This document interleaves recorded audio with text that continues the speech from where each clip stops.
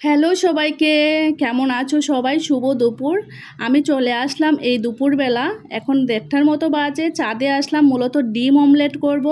আজকে রৌদ্রের তাপমাত্রা ছিল 39 ডিগ্রি। একবার চিন্তা করে দেখুন কী রকম রৌদ্রের তাপ।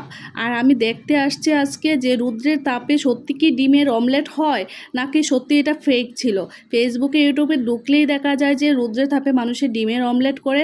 সেটা দেখার জন্যই আমরা চলে আসলাম মা মেয়ে ছেলে একসাথে, যে আজকে রৌদ্রের তাপে আমরা ডিমের অমলেট করব আর দেখব সত্যি হয় কি না নাকি ফেক। আর হলেও হচ্ছে এটার টেস্ট কীরকম। আগুনের তাপে যে আমরা ডিমের অমলেট বানাই সেটা ভালো হয় নাকি সূর্যের তাপে যে ডিমের অমলেটটা আজকে বানাবো সেটা ভালো হয়।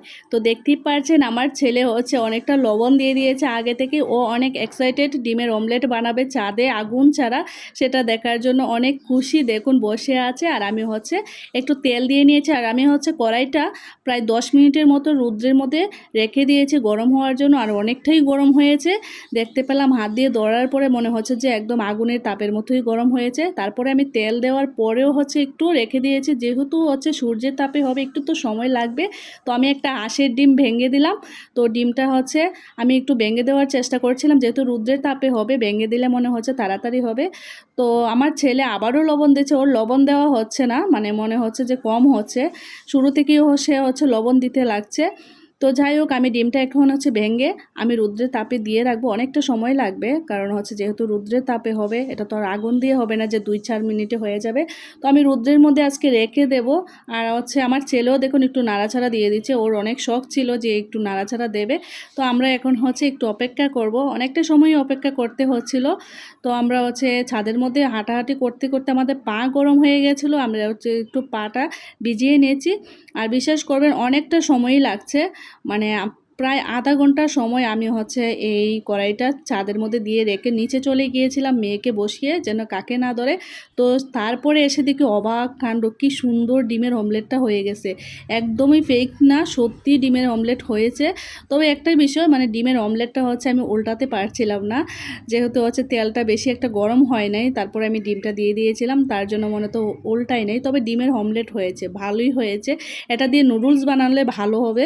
তো যাই হোক, আমার মনে হচ্ছে আমি আরেকটু রেখে দেবো। আর এইদিকে দেখুন আমার হচ্ছে ডিমের অমলেট বানাতে গিয়ে আমার বাজাউলটা নিয়ে আমার ছেলে ভেঙে দিয়েছে, মানে বাড়ি দিয়ে। তারপরেও সমস্যা নাই, সূর্যের তাপে আজকে ডিমের অমলেট বানিয়েই ছাড়বো। তারপরও আমি আবার একটু রেখে দিয়েছি যেন আরেকটু ভালো হয়। আমি আরেকটু হাঁটাহুটি করে নিয়েছি, তারপর চলে আসলাম এখন ফাইনালি হচ্ছে ডিমের অমলেটটা দেখার জন্য। তো দেখুন একদম পড়ছে না, পুরোপুরি ডিমের অমলেট হয়ে গেছে। তো এখনও হচ্ছে উল্টাতে পারছিলাম না, এমনটাই হয়েছে। একদম নুডলসের ডিমগুলো যেরকম হয় বা ভেঙে ভেঙে গুঁড়ো, তো এরকমটাই হয়েছে। তো আমি হচ্ছে দেখুন তুলে নিয়েছি, সত্যি ডিমের অমলেট হয়েছে সূর্যের তাপে, বিশ্বাসই হচ্ছে না।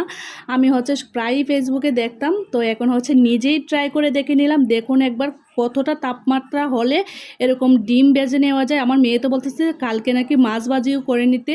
তো যাই হোক, মাছ ভাজি হবে না, তারপর ট্রাই করব। আমরা হচ্ছে ডিমের অমলেটগুলো যে সূর্যের তাপে বানিয়েছি এগুলো খেয়ে দেখে নিচ্ছি কেমন হয়, মানে আগুনের তাপের থেকে কি সূর্যের তাপেরটা ভালো হয়। সত্যি ভালো হয়েছে। তো যদি ভিডিওটা ভালো লাগে অবশ্যই অবশ্যই অবশ্যই লাইক কমেন্ট করে দিবেন, আর পারলে শেয়ার করে দিবেন।